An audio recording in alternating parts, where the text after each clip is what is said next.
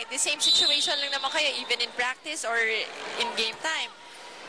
And of course, you know why? This is parang may konting added pressure dito because they belong to the same league. So this is a pre-season tournament. Even if may mga guest players dyan, more or less, may kita mo yung tinatakbo ng team mo eh.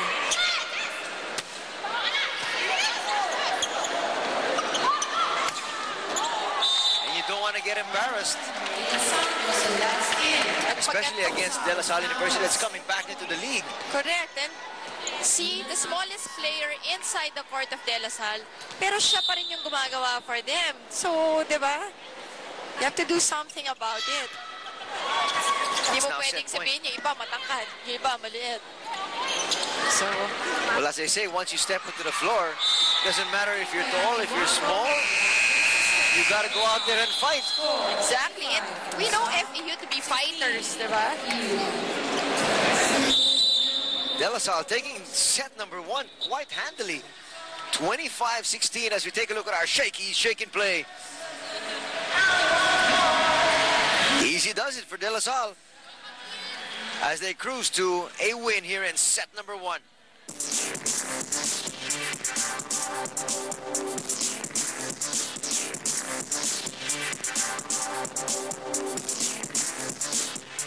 Welcome back to set number 2 here at the arena in San Juan. Mossy, some numbers. Well, for that first set, dlsu with 14 attack points and 1 service point, as against FEU with 12 attack points and 1 serve point. Pero ito sa errors, dlsu having only 3 while FEU with 10. So that made a lot of difference. Malaking diferensya ngayon. Could that be attributed nga to the different environment that maybe FEU has not yet adjusted to? Well, it's more of yun na nga. That's the key word. Hindi sila nag-adjust. They were thinking of those malamig, alam mo yun, the problems. While itong Lasal just thought of the game, just play their game in spite of all those, well, adjustments to be made. And against a team that is the defending champion like De La Salle University, you cannot, I guess, allow them to get onto an early lead, a big lead, because they'll just bounce on you even more. 2-0. Ito na naman ang nangyayari. 2-0 na naman kaagad yung lamang. That's going to help FEU. FEU gets their first point.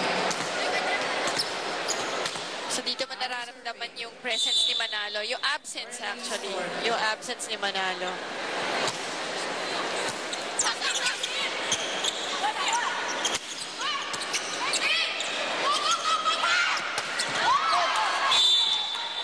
That's going to go really long. After 1 set, may masasabi ka na ba doon sa nakita mo kay Arirat, yung guest player ng Lasal? Hindi siya masyadong nabibigyan pa ng bola. So, we'll see. Feeling ko marami pang ilalabas ng si Arirat. Although napansin ko nga, yung kanina you pointed out, maybe kaya rin pinalitan dun si Kanchana, baka mas defensive player itong si Arirat. Which is, napapansin ko kanina, mas may support, mas may defense nga talaga. So I guess it really depends on what De La Salle University was looking for in their guest player.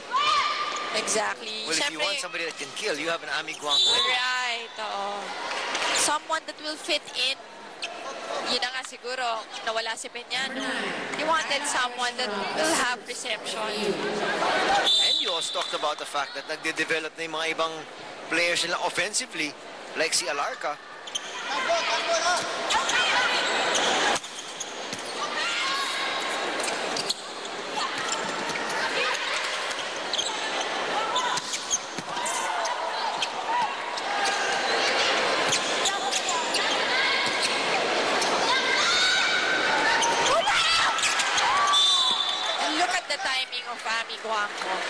Makikita mo, nalulunod eh, pababa na yung blockers bago niya nabigay yung bola. As you can see here in the slow-mo. Pababa na sila eh.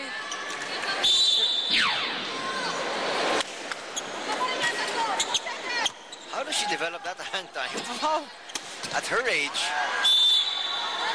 Isa sa training din yan. And, you know, just some players are just smarter than others. And look at this. this, it's 6-2 very quickly. LaSalle off to a big lead again. And this is against FEU, one of what I feel still one of the stronger teams here in this league. It's taking for FEU a while to adjust to the little things that are bothering them. Well, they'll have to adjust early because this second set just might go in a snap of a finger.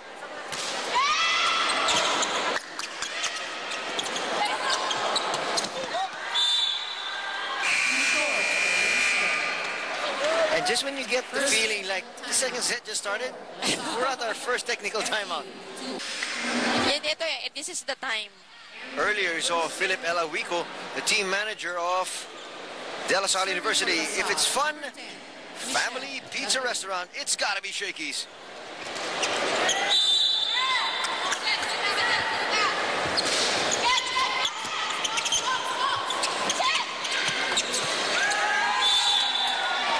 Katulad nun, in that moment, nakita na ni Dakis na alanganin na yung bola eh. But it took a while for her to decide what to do with the ball. Number 3 out. And suddenly now she's being replaced. A while ago you were talking about her being replaced early in the first set. Ngayon pinapalitan na naman siya. What do you do if you're her coach and the coach of FEU? Yun ang mahirap sometimes if you're just depending on one or two players. So siguro, ang dapat dyan yun na nga lang, you put in your new players, look for others who will step up. Well, if it's true na hihirapan sila dito sa lamig sa loob ng arena, maybe you can call a timeout, have your players step outside and do some jogging first for about 2 minutes during the timeout and then come back in perspiring. Pwede rin, ano? Pakibili nga ako ng soft drinks dyan sa ano. Just to do something because right now, if you look at that score, it's 10-3. They're hardly putting up a fight. That's right. But they should have thought of that. Yun yung mga things na hindi na kailangan sabihin ng coach. Nasa player na yan. And now look at this. They do come back. With a point, and let's see. Abanto now with the serve.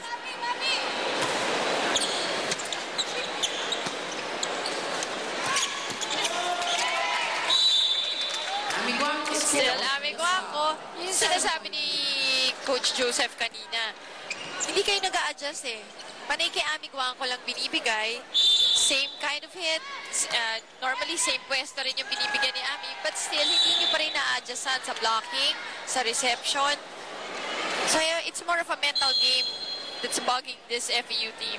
Mahirap rin talaga, no? Yung coach na, let's say, nakikita mo na nga everything's down. Pero ikaw, here you are, you have to motivate your players. It has to come from you. It's quite a difficult job. That's why people don't want to be coaches. Let's turn you over now courtside to Jane. Yes, as far as Eastern University is concerned, Coach Ramil wanted a team leader or a court general out of his girls on the court to be able to call out the games or the sets or whatever play they're going to make against De La Salle in this second set. Right now, Guangco serving. And it's a huge advantage, 13-4. And another error coming from FEU.